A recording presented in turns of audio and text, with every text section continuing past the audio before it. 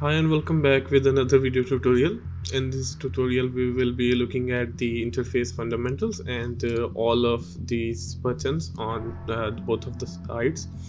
So as you can see, in the last time we worked on this Dynamesh sphere here, and as you can see we are in the project tab in our lightbox. So you can see that all of these projects have an extension named ZPR, which is default for the Zbrush project. And if you open this tool menu here, you can see that each and every project here has an extension of ZTL.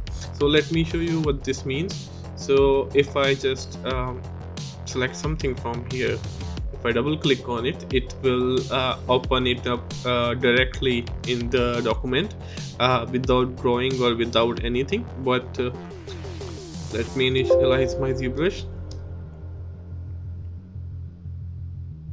So right now I'm in the default state again. So I just pressed my comma key to open the lightbox again. You can just click on this button here to open it up. So if I select a tool menu, you can see I just double click on it, but there is nothing in my document. And if let's close this lightbox. So if I click and drag, I will be able to draw an instance of this Z2. So if I click and draw again, it will draw an instance and another instance. So but I wanted to sculpt on it, which is a problem, because if I click and drag, it will keep on drawing an instance of this C2. So you can just clean your document by pressing the Ctrl N key and drag an instance. And when you have dragged an instance, you should click on this button, edit object, or you can press T on your keyboard, and then we will be able to sculpt on it. So you can see that in our Z project, the other one that we opened, the Dynamesh sphere project, this one, yeah, this one. So you can see that it has all the information stored on it, which is like the materials and the polypaint. And so Z project saves all the information. For example, like the material information, this one has the Dynamesh sphere has this material, basic material applied to it. So we're looking at the interface fundamentals today. So basically, the project is a bigger chunk of the file. It can contain multiple Z tools. For example, these Z tools will appear here on this corner. So if I open my lightbox, go to the tool menu and click on this dog, so you can see that now there are two Z tool here. We have dog, we have polysphere. And if I click on some other demo head, and then you can see that we have three Z tool, and this human Z tool has multiple subtools in it, which is the eyes and the face. So I just turned the wireframe by clicking Shift F, and you can turn it on by pressing this poly wireframe button here. So you can see that the bigger chunk is the Z project, and there are multiple Z tools in the Z project, and we have multiple subtools in our Z tools. So this whole thing is our project, and these all are the Z tools in our project. And this Z tool can have many subtools. For example, I can just append a cone into it, and you can see that this Z tool has three subtools. So I can append the cube here as well. So I will be covering this insertion, importing, appending each and everything later on, but I'm just showing you how the ZBrush stores its documents. So we have now three Z tool, and we have three subtools in this Z tool, this human one. you can see the number written next to it, saying 3 subtools in this Z tool, 2 subtools in this Z tool, and 1 subtool in this Z tool. So you can save your files in as a Z tool, or you can save your file as a Z project. So if you save your file as a Z tool, then it will only be saying one of these 3. But if you save your file as a Z project, then it will be saving everything related to your project. So I would suggest you that you should save your file as a Z project, so that it stores all the information related to your project. So let's do a bit of the recap. So in the last video we covered some of the navigation, which is if I click and drag, I will be able to rotate. If I alt click and drag, I will be able to pan. If I alt click and leave the alt button and drag, then I will be able to zoom in and zoom out. So this is the basic navigation, and if I move to some camera angle and press shift, then I will be able to snap to that angle. As you can see, I'm snapping to that angle, and yeah. So this is very important when you're working on orthographic views, and so there are multiple buttons here, which is very important when you're working. So because this is the interface fundamentals, I will be going through some of the interface. So first we have this brush here, which shows us the brush we have selected. For example, if I click and drag, I will be moving because right now move brush is selected. So if I press B on my keyboard and select some other brush like clay buildup, and if I sculpt, and you can see that my brush tab is here changed. So we have this brush tab here, then we have this stroke tab here. So the stroke tab tells us how a stroke is applied on a surface. So for example, right now this is how our stroke looks, because right now it's at freehand. So if I click on drag rect, then it will be only dragging a single instance of my brush, which is like this. Let me increase the Z intensity. So you can see that in the freehand stroke it was dragging multiple instances of the brush along the stroke, but if I change it to drag rect, then it will be only be dragging a single instance of it. So drag rect is also important when you're working on model. So the dots is same, that it is the same as freehand, but there is one fundamental difference. For example, if I increase the dots, which is, I can increase it from here, lazy steps, and you can see my brush is becoming a lot smoother. And if I increase this step from here, you can see that this is how my brush be. So I will be covering this tab here. It is located in the stroke menu, which is here, lazy mouse. I just changed my UI. So I will be covering this stroke menu later on, but for now I just wanted to show you something, give just the fundamental concept of how everything behaves in Zbrush. So we also have this spray, which is, it will be spraying multiple instances of the brush on my model. So if you think that how I have added the resolution on this model, I have added it with the subdivision levels, which right now it has 3, but I will be showing you how to add the subdivision level so that we have more resolution, which I did by pressing the Ctrl D, and you can say that we have levels increased. But I will be covering in detail the subdivision levels, the Dynamesh, and everything. In the last video we just touched the Dynamesh. So there is one more thing, which is we have our stroke tab here, where we also have this drag dot tab, which is like, for example, there is one instance and I can just drag it and leave it where I want. So this is also very important when you're dragging multiple instances of some bolt or some other stuff using the alphas. So the third thing here, we have this alpha tab here. So you can see that right now it's square, and I just want to change that. So I will select this alpha, and you see that my brush has gotten smoother. So this is how it looks with the circular alpha, and this is how it looks with the square alpha.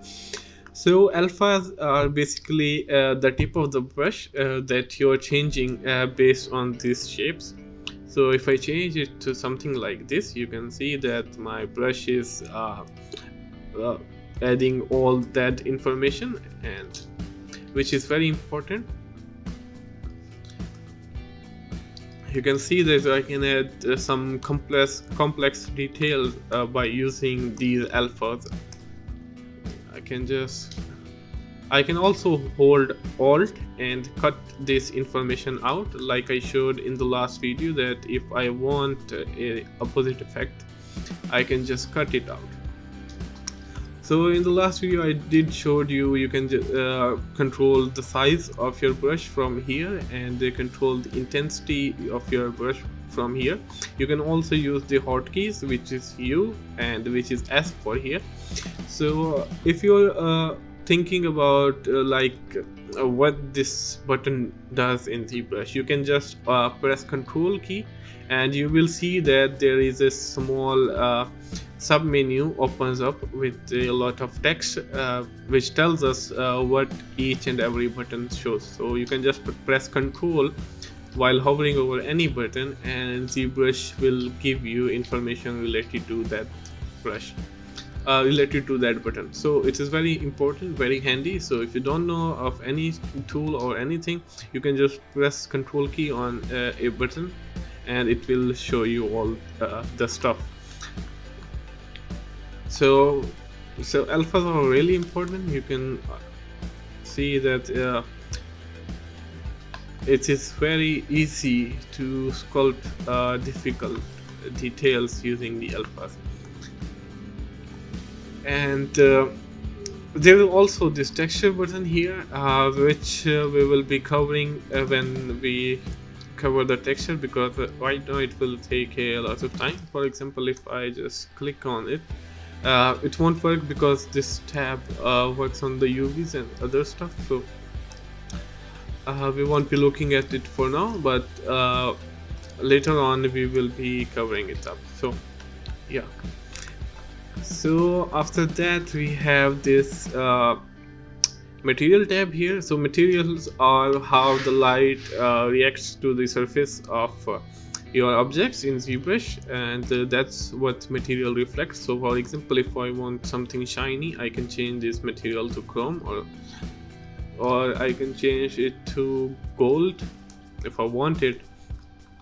So the materials in ZBrush are toon shaders. They are not physically based shader, or they are not super realistic. They are basically toonish. They just simulate how the real world objects behave to some accuracy. They are not super real. So what I usually like to work with, which is the basic material.